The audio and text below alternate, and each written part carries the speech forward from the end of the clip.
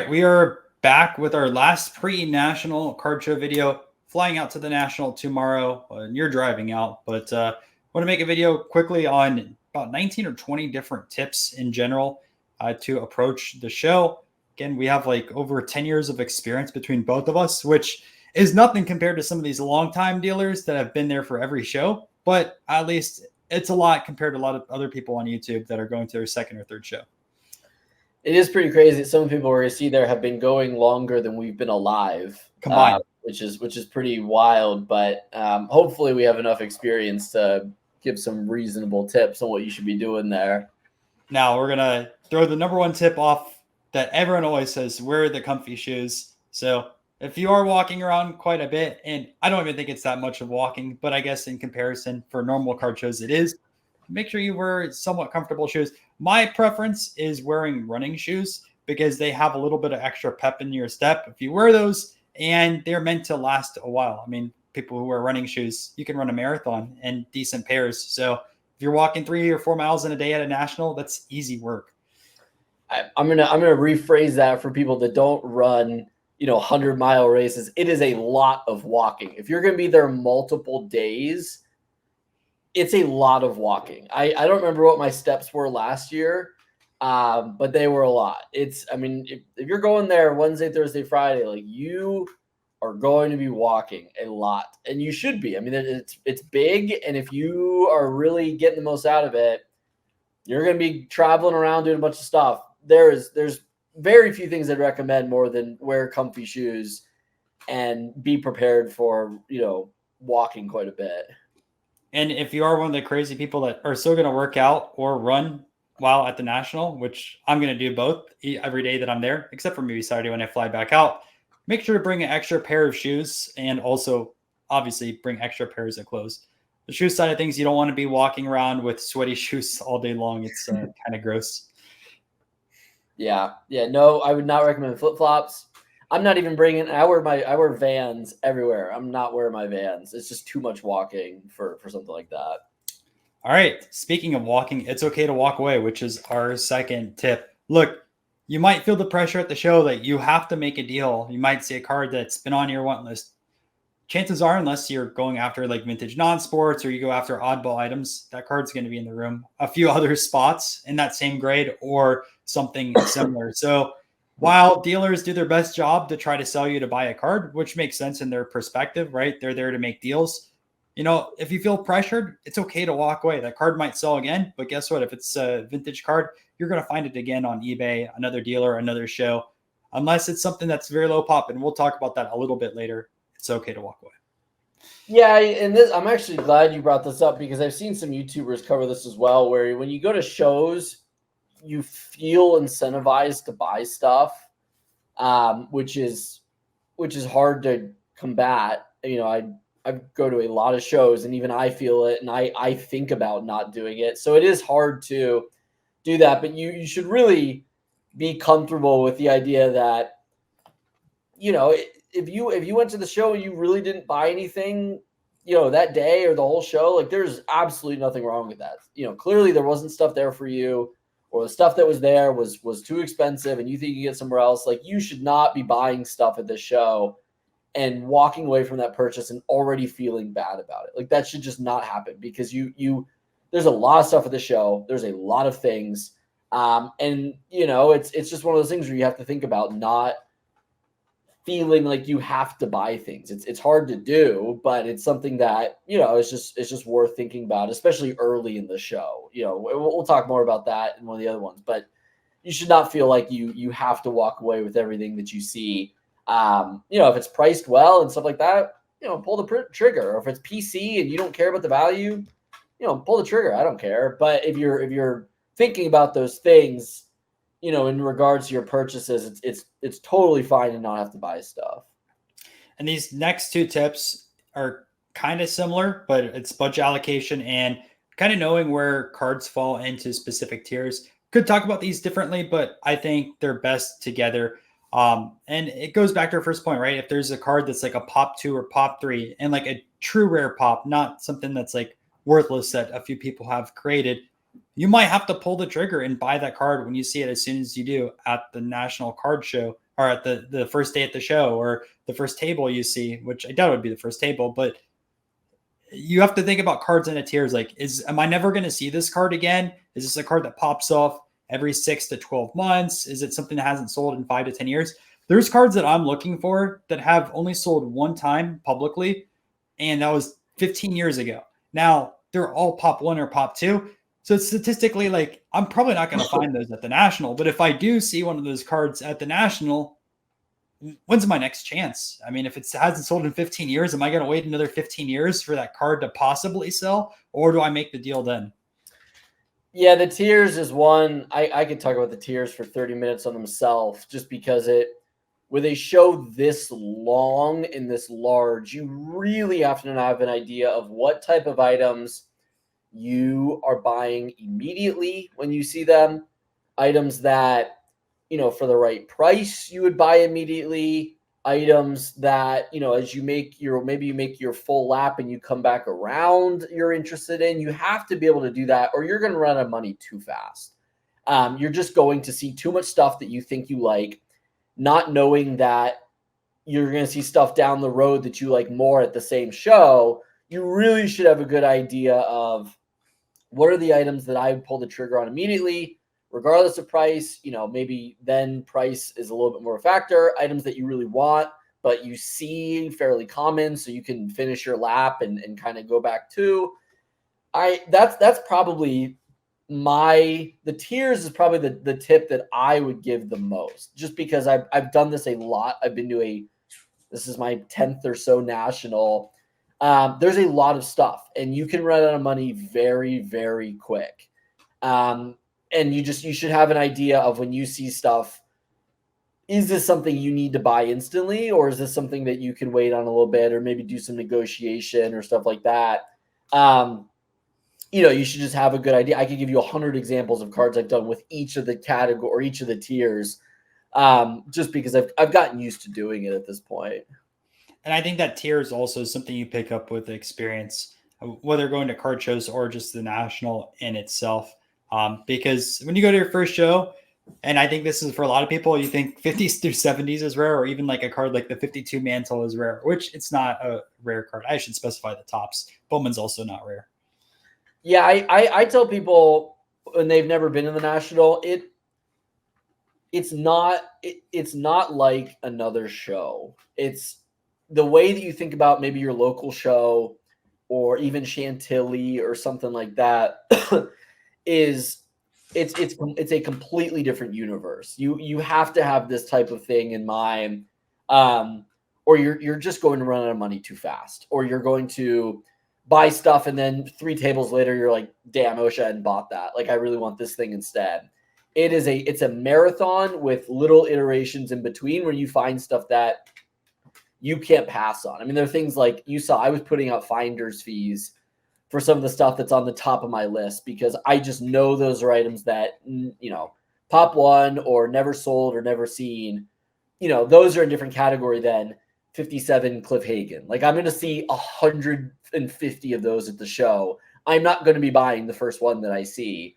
It's just unless it's a PSA 8 or a PSA 9, you might change even then I will pass on, because there's too I would hate to buy that card and feel great and go to the next table and see a 68 Carnation, and it's like $5,000. I would be furious that I just did that. And it's just knowing like what stuff is hard and what stuff isn't, and what stuff is a deal and what things aren't. There might be something that's low on your tiers, like let's say a raw 57 Cliff Hagan. Let's say I see that, but it's priced so well, I'm just going to grab it right there. I know I'm not going to see a better price. Maybe it's 50% of comps. Just having that understanding of kind of where those align is one of the most important parts, in my opinion. And you can always trade that card later at a trade night or to another dealer. Although more likely than not, you're going to get more value at a trade night or selling it after the National than selling it to a direct dealer, which could be its own tip in itself, is like, how do you move cards at the show? Literally my next tip on here would be bringing cards to the show. So everyone has their own network or their own niche that they're really into and know how to move cards.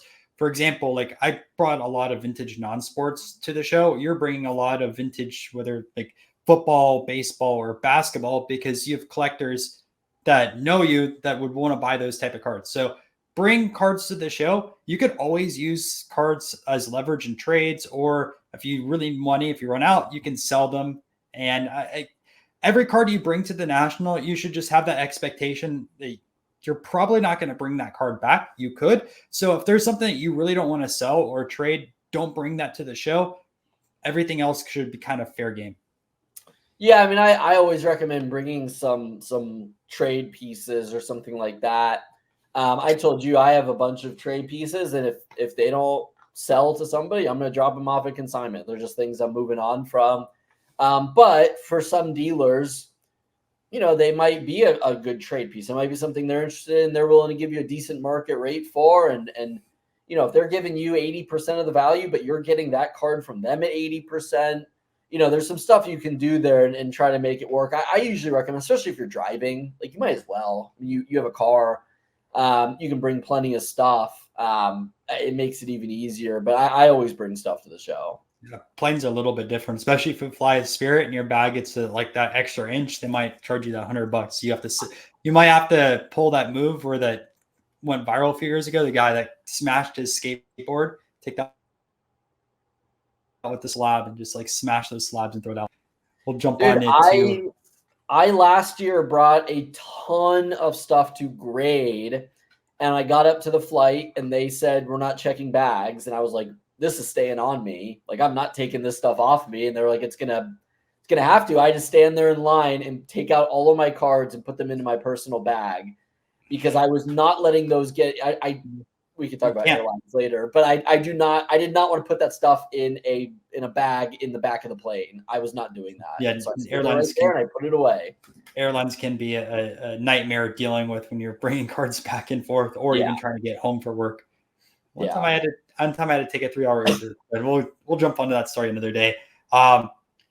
Next tip is going to be finding the opposite card in a case. So one of the strategies that's worked really well for me at the National is look for a modern dealer and has like the 1 or 2 vintage cards in their case, because chances are they brought it on in a trade. They lowballed the guy and said, listen, I only do modern. I'm buying this at 60% comps, and they want to get rid of that card as soon as possible. So you are going to find a deal.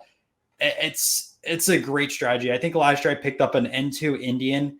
Was it Geronimo or Sitting Bull? One of those two. I picked it up from a showcase with only like 1 vintage non-sports card. And it was mostly modern, and I got it for a steal. But really use that approach because, and you could flip it, right? If you're someone that's into modern and a vintage dealer has a 2018 logo Prism, that guy probably talks a lot about that card. They don't care about it, and you're going to find it pretty cheap. Yeah. And that's where I got that Alex Carras last year, modern dealer. It was one of only 2 vintage cards he had in his case.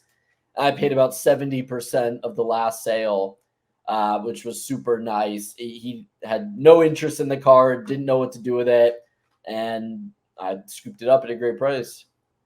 All right, next tip is going to be looking for the national promos. Now, it's impossible for me to make a video and explain every promo for every single business or dealer that sets up at the show. But if there's businesses that you care about that you use on maybe a week or monthly basis, check their social media accounts out or websites out, because they might have some deals like X Simon or X% off if you submit cards that get graded.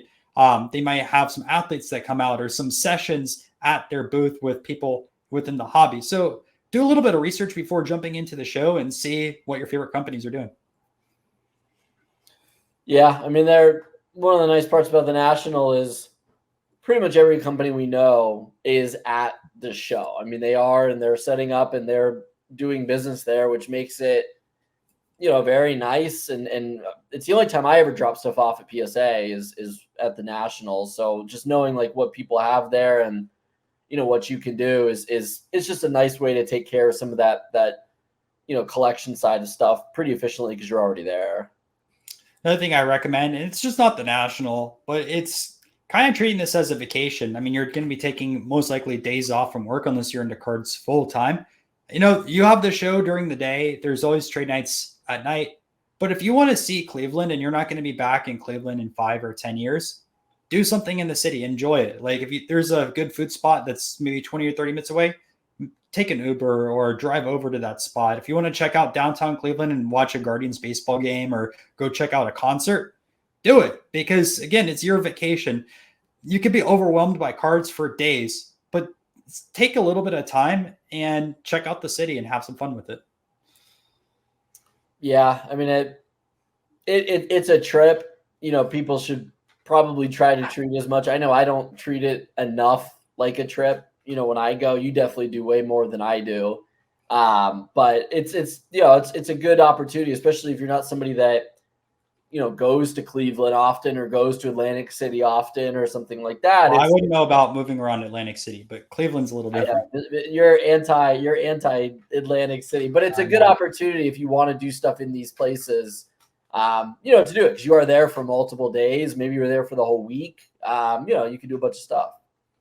Yeah, after that Atlantic City boardwalk, and I was walking around there, and then also middle of the day, I would just walk the city and saw a bunch of drunk people in the parking lot, middle of the day with liquor bottles everywhere. I'm like, yeah, probably not the best to walk around this place. I got to say, too, one of the worst pizzas I've ever had was in Atlantic City. So I did not have a good experience there. The hot dogs, man. You don't know anything about those Atlantic City hot dogs. That sounds like a trip to the toilet right there. Super obvious tip, but bring cash to the show. Look, there's still some old school dealers that say the IRS is watching everything online, so I only take cash, right? So bring cash to the show. They will not accept PayPal. They won't accept Zelle. They won't accept Venmo. Cash only dealers still exist. So unfortunately, it's not super convenient to work with them, but you need to have cash. And there's also plenty of dealers that, for whatever reason, will give you, like, they'll say, hey, I can do this price or I can do this price with cash. And that's true. And why would you not? I mean, it's to you, it's the same. Like maybe you have a transaction fee of like $2 or like something, like whatever it is. But that happens all the time where they say, I'll take, 1,000 PayPal or, whatever, 950 cash. Like, why would you not? So I always bring cash. I hit the ATM every day before I go because that exists and you might as well take advantage of it.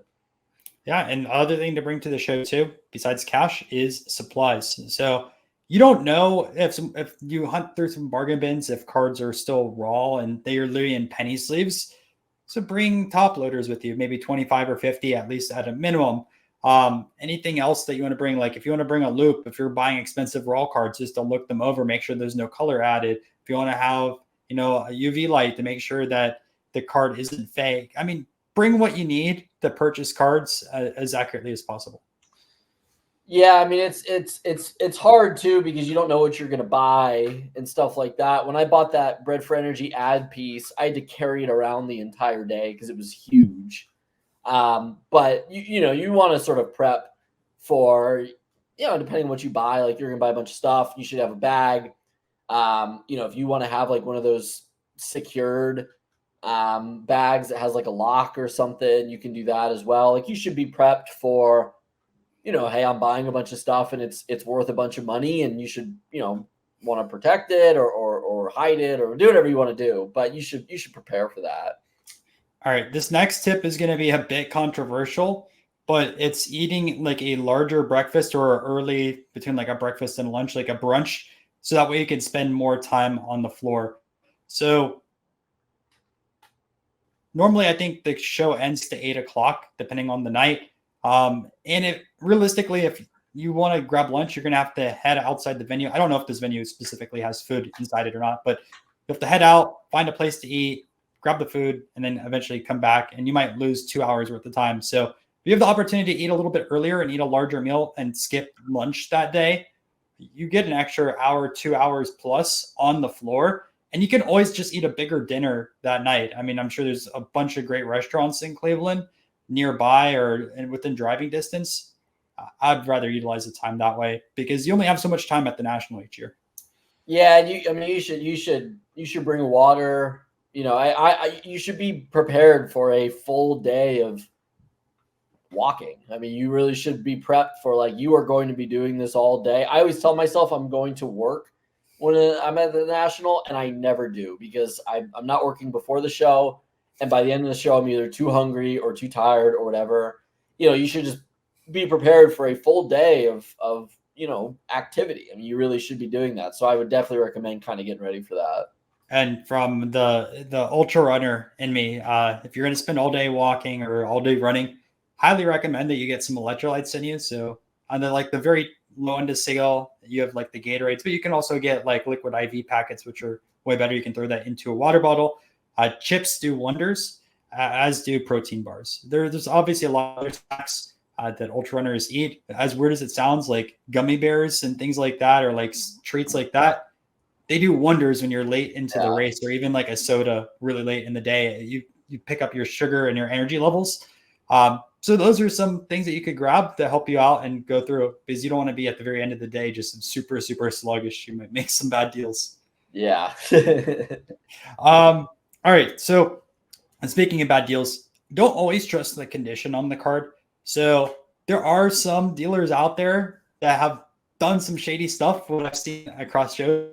Like going back a few years ago, I think this was at the Strongsville card show.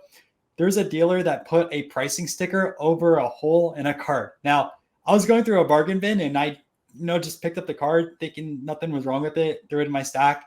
I came home, I took off the pricing sticker, and there was a whole bunch on the card behind the pricing sticker. And people laughed at me. They're like, you should have known better. But listen, when you're going through bargain bins, you're just grabbing things, you're looking for deals, and you're passing it off the side. It's pretty shady to put a sticker over a hole. So if you're spending any good amount of money, right, check the condition, check underneath where the sticker is on the card, because that could happen to you. People roasted me in the comments, but listen, I made more money on that YouTube video from the ads than the card was worth. Plus, also at the same time, it's kind of a funny story. Yeah, I don't know what to say about that.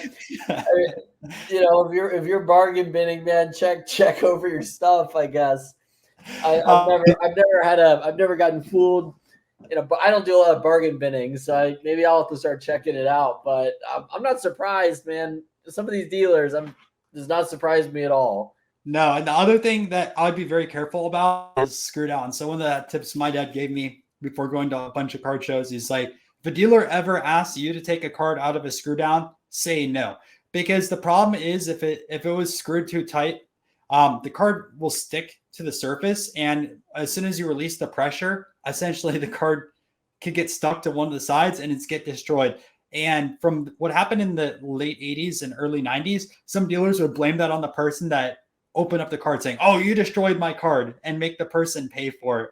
Now, today with social media and everything like that, I don't think that happens as much, but just in case that happens, I just wanted to throw this out there. Never open up a card in a screw down for a dealer. Tell them they need to open it up for you. And don't trust if a card's like in a brick, like if you see a slab, not a slab, but like a top loader that's like this thick, open it up before you purchase that card and bring that home, because it could be stuck. Yeah, I would not open them. I quite honestly wouldn't touch them. I don't know what PSA would do. They might say you pressed it. Those big block ones, man, I'm gonna be honest. I have no interest in touching that.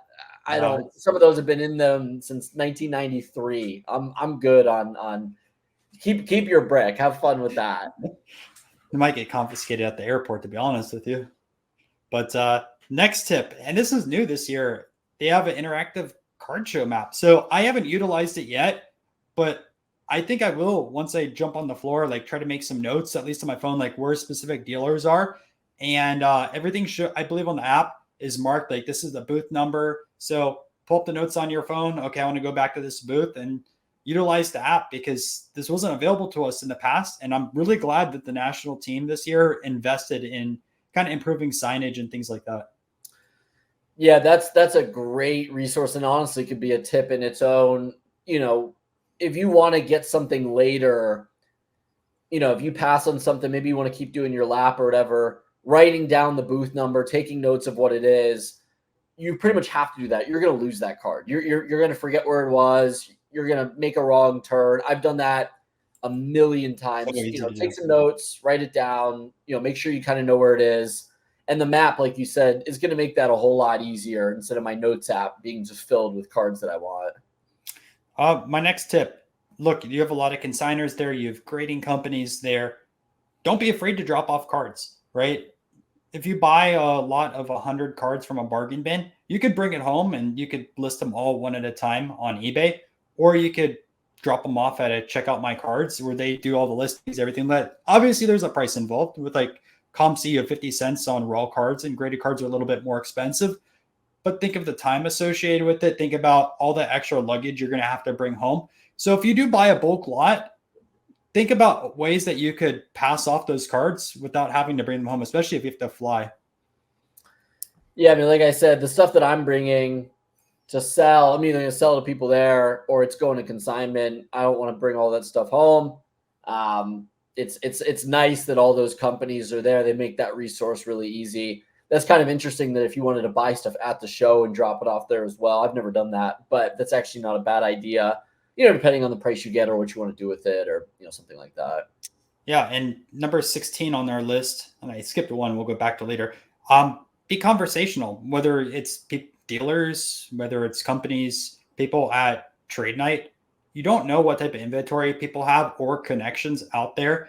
And look, everyone's hunting a specific card, right? You might have a card in your PC, someone has a card in their PC, and maybe you guys both didn't bring the card to the national, but there's always a national every year. And if you have contact information, you could always make an exchange a little bit later on. Yeah, I mean, we just made a whole video pretty much showcasing the private deals we've made at the national.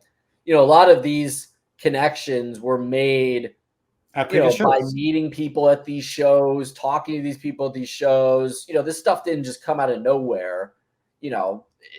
These are things that happen through talking to dealers and learning about what they have, them learning about what you're looking for. There's no harm in it, right? There's no issue or anything like that. You might as well do it, especially if they have the type of stuff that you want. If you go to their booth and this is just the type of space that you play in, you might as well try to make that connection and see what you can get from it in the future. And another tip, and we've covered also in another video with our national card show scams. We're not going to cover all those tips in this video, but specifically this deals with altered and counterfeit cards. Just be very careful with those. Look, every show may have like one or two fake cards in the room. Obviously, the national is a bit amplified. There's been stories of people trying to pass off fake Jordans and PSA slabs. Some dealers may have fake cards that they don't even know about. So just be extra cautious, especially with a show like this. It's so easy to forget what dealer you bought a card from or what person you traded with at trade night. There's going to be fakes out there. It's just the nature of the beast with a show like this. Yeah, I mean, it's a great point. It's just at this point, it's just part of the hobby and part of what you're going to see there. You will see fake cards, whether the dealer knows it or not, there, because now people are faking slabs and stuff like that. I mean, it's just gotten a lot harder, and it's just something you're going to have to realize if you're picking up a big card or something like that. You just have to understand that. You cut out a little bit, but it's my internet. But the other thing I was going to say with the slabs on the fake slab side of things, if a slab is in a sleeve, take out the sleeve and feel the texture of the slab, because the fake ones tend to be super slippery and the texture does not feel correct. That's the first thing I've noticed from a bunch of different samples of fake slabs that I've seen at shows. And also just kind of feel around the edges of a card, or not the card, but the slab itself, because PSA slabs should be sonically welded. You should not be able to put a fingernail and prop nail underneath some of them because they're not fully sonically welded. Now, I can make a full 30-minute video going over fake slabs and how to detect them. And there's a lot of variants on fake slabs, but start with those two tips. And if you have any doubts, just walk away from the deal. I promise you, unless it's a one-of-a-kind card, you are going to find that card again. Yeah, and you might even see the card at the national the next year. There's no reason to make a bad deal, especially on stuff that comes around. There's a card I know this specific dealer has. It's been at 3 nationals, and I've made offers every single time. I've pointed out he's brought it to 3 nationals. You're going to see these cards. They're going to come around. There's no point in making a bad deal. You can always have an opportunity to buy a lot of this stuff later. Give me 1 second. Someone just posted a super rare card for non-sports. He just messaged me. He's like, did you check this out? So I just need to check that really quick. Let me just write down this timestamp. We're good on time. We have like 3 more tips left. me just see what this is. So the guy's name is Echo JLS. I don't know what the fuck that is. Fucking historic hoopla already sold that fucking basketball. That sucks. Jesus. That's a great price.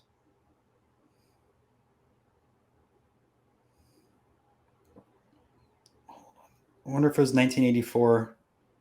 It wasn't in my group. I hope it didn't sell. I'm curious what it is. I don't see it. What the fuck is Echo JLS? It sounds like he had a typo. Let me just see what we're seeing. I have no idea. I'll have to tell me. All right, let's go through these last three. All right, my next tip, and this should be, again, kind of a super obvious one, but it's not for everyone, is always double check the pricing available. Look, some dealers or some people at Trade Night are going to lie and say, well, this was the last comp on this card. That's not always the case. I mean, the last comp that they checked it, maybe. They might have checked the comp 5 years ago, and that was the last price then. Or they checked it and grabbed an outlier comp. If a card typically sells at a median price point around $60 and they had one that sold for $100 for some reason, they may put $100 and say this is what the going rate of the card is. But if you take a look at the data behind it, it shows a different story. So use whatever pricing app is your favorite. We're going to dive into one of our favorites in a few months, but regardless, always do your research on it.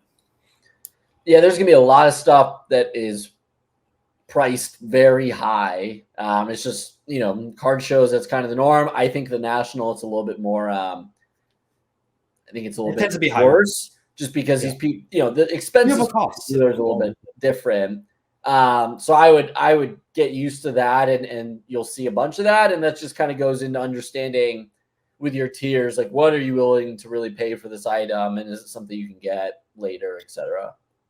We have two more tips. This next one is know what time the show opens for you. I believe there's like 2 or 3 different times that the show opens every day. You have the VIPs, then you have like dealers and media, and then you also have the general public. I believe the show ends at the same time for everyone as well, except for dealers who have to technically pack up for the day. But regardless, just know what time you have to get there to get in early. You don't want to be waiting in super long lines if you're a VIP and can get in before general admission. So plan your day based around it. Yeah. And, the card show itself is going to be overwhelming. So last thing, or tip number 20, is just pace. And we've talked about it a few times. If you're there for one day, split your day in half. Half the day you just buy cards. Half the day you treat the card show like a museum, because granted, there's going to be cards there that you will never see again, or just don't really have that many opportunities. See, I've seen probably 10 or so T206 Hannes Wagner cards. Most of them have been because of the National.